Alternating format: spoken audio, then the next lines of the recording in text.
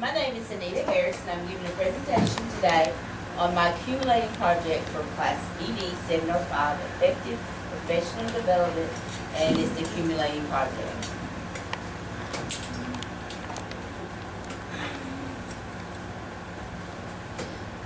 Let me tell you a little bit about myself. As I said, my name is Anita Harris. I am the MSD FMD resource teacher at Casey County High School.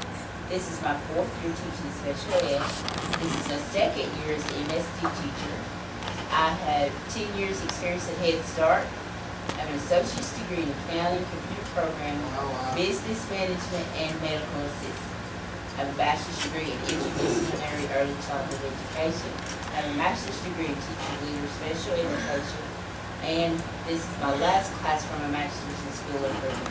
My future plan is to get a PhD in special ed. My project setting took place here at Casey High. It was established in 1963. It was renovated in 1996, and additional renovations was 1999. Belief statement.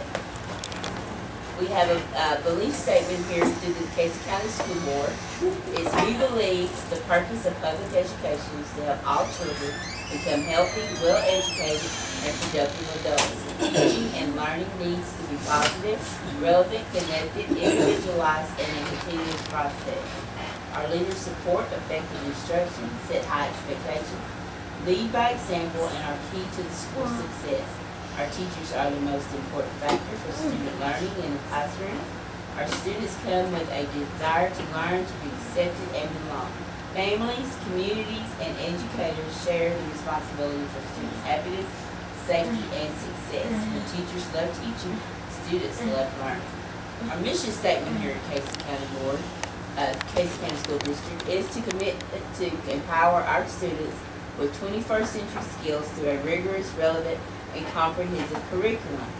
We strive to use innovative techniques to promote lifelong learning through technology, varied instructional strategies, and an integrated curriculum that reaches across disciplines. We pledge to continuously seek avenues to provide support and inspiration for our students as they pursue the intellectual and personal growth necessary to become socially responsible adults. So let's keep moving. As most of you know, if you know me, you know that in my classroom that I try to prepare my MSc students for a future to be able to go out into the community and either get a job or do volunteer work. That is the main purpose of this classroom. It's academics, but mostly it's CBI, community-based instruction, so that our students will be productive when they leave this classroom. School and county demographics.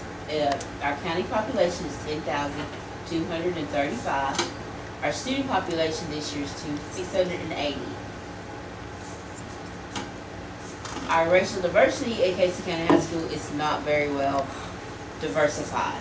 We have 0.1 American Indians, no Asians, 1% African Americans, no Hawaiian natives, 3% Hispanic, 94% white, and 2% 2 or more races.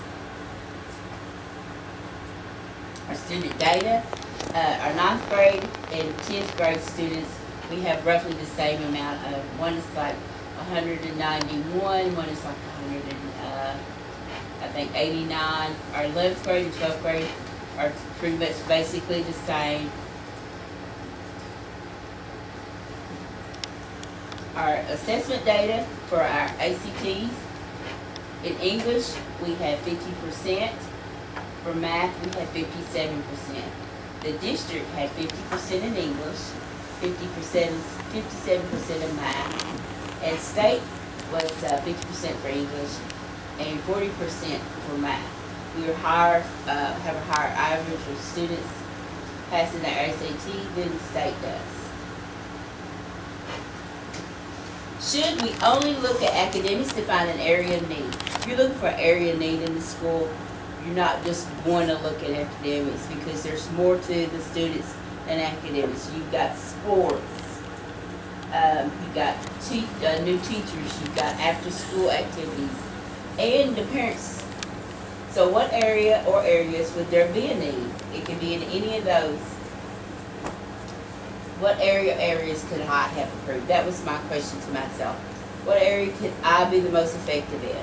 Academics, as far as academics go, each department has their after-school and early morning classes that they can, tutoring sessions that they help students with. So I wouldn't do much help there. New teachers, the board takes care of the new teachers, anything you need, the board can help you with. And also we have mentors, older teachers that come in and help the new teachers. Sports, I let Joey take care of sports, he's one of the football coaches. After school, I'm working on an after-school program for our students in this classroom that will be helpful to them for their future plans. Parents. Parents is one where I thought I would be the most effective. Most of the students that are freshmen to juniors are students I had in Head Start. So I know the parents. I think I would be more effective working with parents who are trying to get them involved in the program. So the goal I chose to improve parent involvement. My project description is called Casey County High School Newsletter. Many parents have limited or no internet services in our county. Not for lack of money. Our Windstream services here in the county are not great.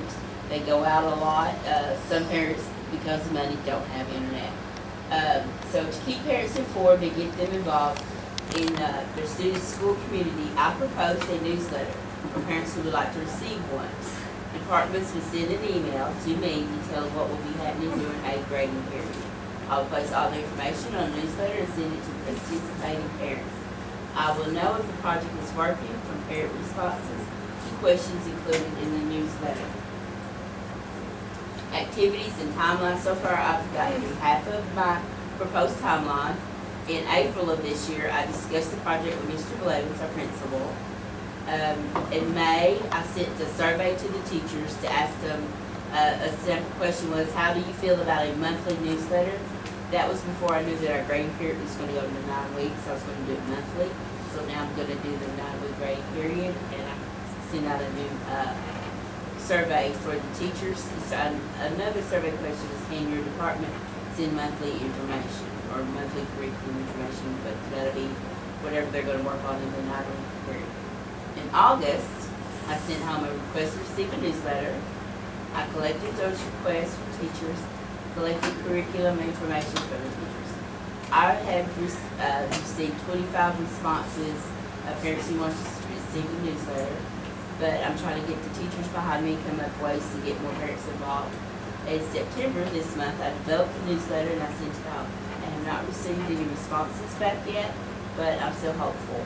October, the end of our first grading period, I'm going to collect the curriculum information and develop, send it home and collect it. I'll do that again in December for our next grading period. This will continue throughout the 2018-19 school year. Questions. How important is parent involvement? Parent involvement is very important. Research shows that support, but teachers, we all know this, instinctively know students do better academically and socially when schools build positive relationship with parents. I have 3 different peer-reviewed articles that you can look at if you want information, and I can email it to you. The authors, these say the same thing. Parent involvement in education is critical. No matter the income or background, students with involved parents are more likely to have higher grades and test scores, attend school regularly, have better social skills, show improved behavior, and adapt well to school. So most of you know, if you have parents who don't care, students don't come to school half the time. If they go to take a test, they don't care about the test.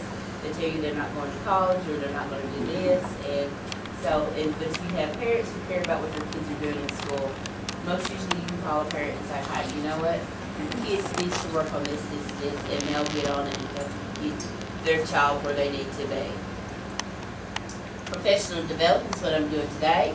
I'm going to discuss the success or failure of the project. Actually, my project is a success. I have parents that are participating. I've already sent out a newsletter. I don't see failure because there is participation. no one had participated, then I would have considered it a failure, but as of right now, and I think we carry it on maybe next year, it'll be a bigger success. So this was the newsletter that's sent out the first time. Whoa. I welcome the parents, and I let the parents and my students know what's going on in our individual classroom, digital literacy in that department, and I also, the English department sent me information, and then I had sports, which got that from our emails, and then I had two questions at the bottom for the